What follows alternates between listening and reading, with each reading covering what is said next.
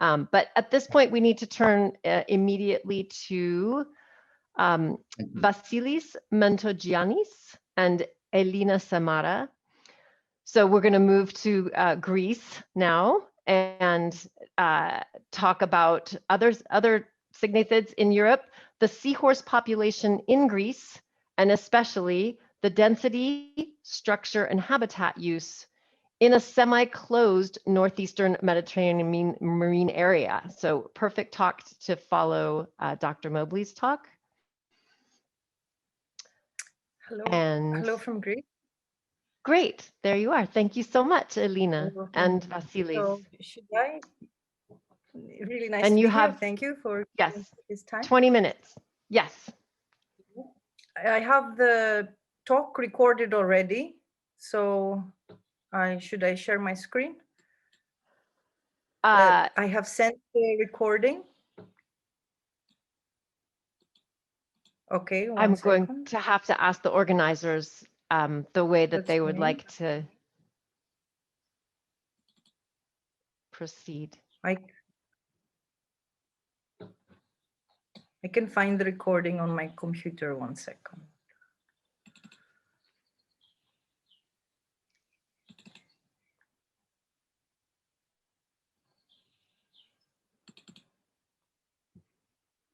It looks like it would be great, Elina, if you could play the recording from your computer. Okay. Thank you so much. Sorry, everyone, for the brief technical transition here.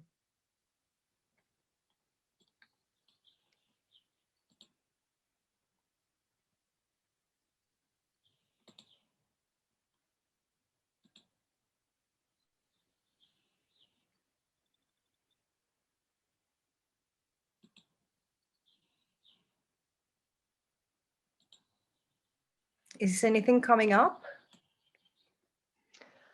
Oh, okay. Are you sharing your screen, Elina?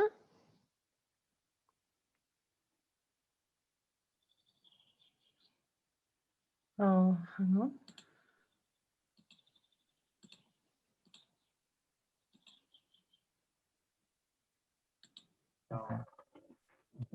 Okay, so Elina, you can share your screen with the voice.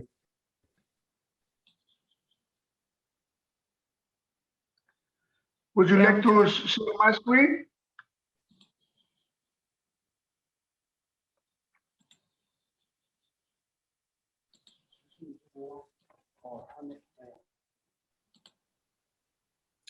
Share. Ms. Hamilton, would you like to try to share the? Okay. See the screen now? We do see the screen, so let's see if the video will play and how the audio is going to work. So thank you everyone for bearing with us. It's not playing yet, and it seems to be quite compressed, at least on my screen. But let's see how it works. Hello, good morning. My name is Elina Samara. I am a marine biologist and research officer of the Hippocampus Marine Institute. Today I will present to you the field studies of seahorse population. So Elina, we don't see the screen. Well, we can hear you, but the actual screen is black, at least that I'm seeing. Right. And it's okay. There you go. There you go. All right. Thank you very much. My name is Elina Samara. I am a marine biologist and research officer of the Hippocampus Marine Institute. Today I will present to you the field studies of seahorse population density, structure, and artificial habitat use in Stratoni village in North Greece.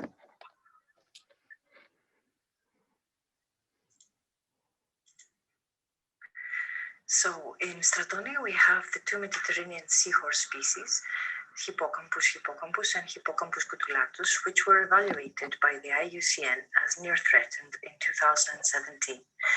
In Greece, they are also protected by law.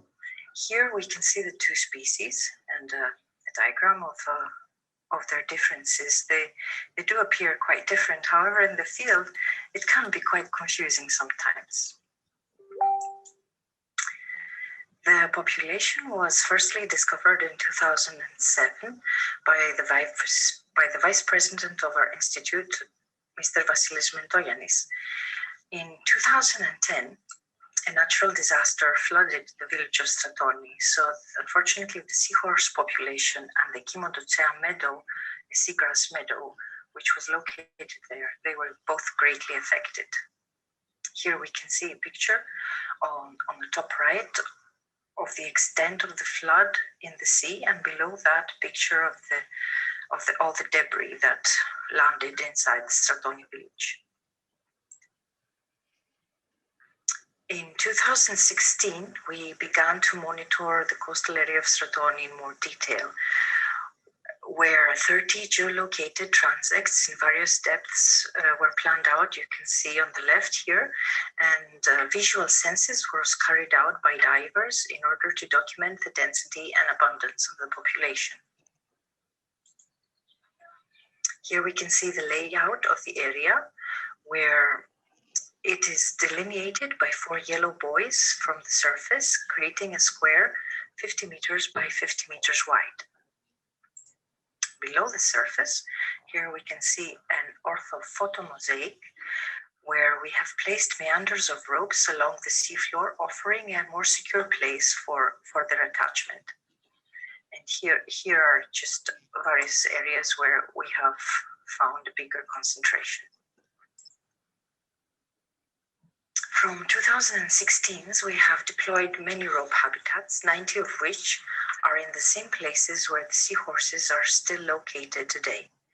The rope artificial habitats are simple in their construction and installation and are quickly covered by marine sediments and other organisms. The fast colonization provides cover and protection to the seahorses, but they also enable the seahorses to stay attached to the sea bottom without being dragged by the strong surface currents that characterize the area, and they can create intense swirls and oscillation even down to a depth of 13 meters. We assume that their placement might have been a life-saving tool for the presence and perseverance of the seahorses in the same area. Since the Mentogiannis meadow disappeared from the flood, the whole area is covered in sand and mud. Other various artificial habitats have been tested. We placed fake aquarium plants, mimicking an underwater garden, along with other structures, creating extra shelter for them to use and attach on. The first results of the experiment were fast and impressive. However, they do not withstand time, like the rope habitats do. Moving on, after learning about a study in which aluminium cages were built and placed underwater in order to recover seahorse populations in Port Stephens, Australia, we contacted the creator of the idea, Dr. David Harasti. We then proceeded to build 3 different cages of roughly the same structure, and the purpose was to create a seahorse-friendly environment with enough ropes for them to attach on with their prehensile tails and to provide protection from predators. The cage is surrounded by a 5 x 5 centimeter knitted wire, which allows the seahorses to pass through, but prohibits the entry of larger predators that have been seen in the area.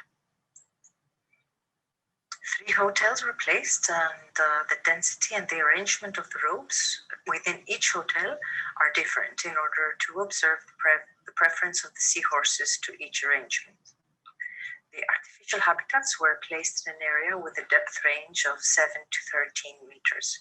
Here we can see the seahorses in the cage, the installation of the cages, and one of the most common inhabitants of the hotels are the spider crabs.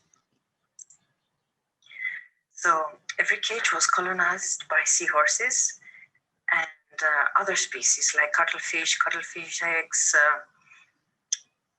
bryozoans, anemones, mollusks, many species have colonized the seahorse hotels. However, the most astonishing observation was that of a mating ritual dance, which we can watch together now.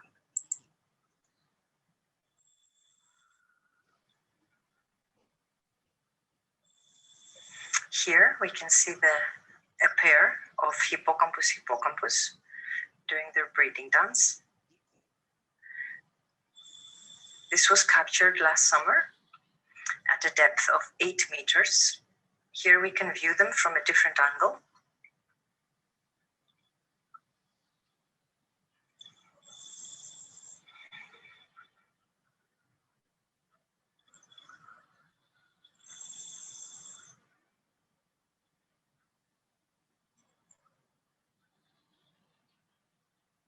Along with a nosy bypasser.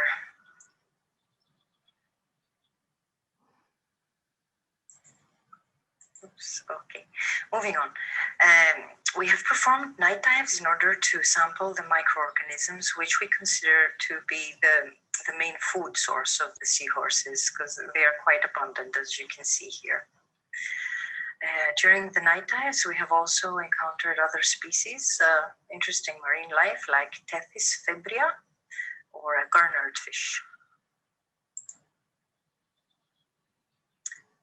In Stratoni, we have also collected physicochemical measurements of the water column and installed permanent underwater hobo sensors in order to record temperature and salinity fluctuations. The ultimate goal is to collect all the data necessary to create technical conditions for breeding the seahorses in order to implement their population. Here are the hobo sensors. So in order to collect further biological and technical data, we have installed 5 underwater cameras for continuous time-lapse recording. The cameras remained underwater for more than 10 hours, and the resulting footage was very interesting. The experiment will be repeated soon with some adjustments that will increase the length of the recordings and their sensitivity. Now, moving on, the new system, the Undersea Vision Surveillance System, is an innovative, unique system designed and manufactured by the Hippocampus Institute, the NUS team, and the School of Naval Mechanical Engineering of the National Technical University of Athens. It is an underwater vision monitoring system for the observation of the seahorses and other organisms with permanent image and video recording and adjustable sampling frequency. The system is self-powered with photovoltaic panels mounted on a buoy on the surface. The first live streaming from the NUS prototype system, a real-time image transmission from the seahorse colony, happened in the beginning of the year. We are also very happy to announce that the cooperation project between the NUS system and Hippocampus Marine Institute has been selected for an artificial intelligence for Earth Microsoft Azure computer grant with the project title Machine Learning and Real-Time Monitoring for the Conservation of Marine Life with emphasis on seahorses. The project will start with species classification using pattern recognition at the Peristeras ancient wreck site in Alonissos Marine Park, Greece. The artificial intelligence machine learning will begin with 3 different types of fish species and will continue on with the seahorses. At Peristeras site, the new system is already installed. It consists of 5 submarine housings equipped with cameras and windshield wipers for the camera lenses. The whole operation is controlled by a number of multitasking computing units. The network of the underwater cameras ends up in a submarine hub, which is powered by a 200-meter-long cable from the shore via a purpose-built solar power station at Peristera Rocky Island.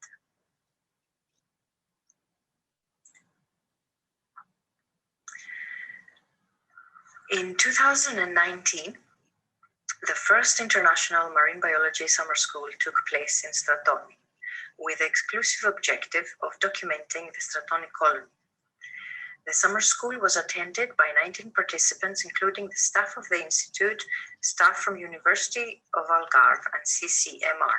Here we can see Miguel Correa, Dr. Miguel Correa, who who came, and we organized the summer school together. These are all the team members, and here we are out on the field over the seahorse sampling. The data collected combined with previous surveys resulted in this scientific paper, which was published in May 2020 in the Journal of Fish Biology. So if anybody is interested, you can look up the scientific paper. We do not mention more about it here, as we are focusing more on the field studies performed by our institutes in recent years. More actions that we have performed in collaboration with the international organization Coast Fishing and the Healthy Seas Initiative, where they visited Stratoni twice in 2019. Together, we removed more than 1 ton of abundant nets during a 3-day diving event. At the same time, during the event, an environmental education program took place for the children of the local community of Stratoni. Some dissemination actions that we have performed have been the presentation of our work in the seahorses to the children of the Stratoni kindergarten, a presentation to the local people of Stratoni village. We have cultivated quite strong relationships, and they're very happy that the seahorses have been rediscovered there, and all the work that has been going on there is always in collaboration with the local people of the Stratoni village. Also, scuba divers visited and observed the seahorses in the pilot phase, and the presentation of the seahorse colony. We made a presentation of the seahorse colony to the Greek Philoxenia exhibition for tourism. Our work has also been covered by international and local press. And finally, the Canadian University of British Columbia, with the project Seahorse and iSeahorse, has evaluated our work and observations on the seahorses of Stratoni by recognizing us as an iSeahorse ambassador for Greece, and we are very proud of that. Finally, the Hippocampus Marine Institute is a non-profit organization whose main focus is the study and protection of seahorses. The Institute was created in 2019 by the same people who have passionately worked all these years since 2007 and bequeathed all the results of their efforts to the Institute. Since 2007 and after our last surveys, we are almost sure that the population is slowly declining. The main threats seem to be accidental fishing or poaching, habitat loss, and climate change. Our next actions are to continue the monitoring, to place more artificial constructions, mainly ropes and metal cages, install underwater sensors and cameras for data gathering and monitoring, while raising awareness for the elimination of fishing and expanding our international collaborations in order to continue to scientifically document the colony. We are also working on documenting other colonies that have been found in Greece. People find us through our Facebook page and inform us, and our team has gone and observed one such population in Etoliko. So we are now in the process of preparing monitoring scheme for Etoliko Lagoon in Greece also. So thank you very much for your attention. If you have found our work interesting, you can visit our site, which is written here, or follow us on Facebook and Instagram. I hope we all have a great remaining meeting. Thank you very much.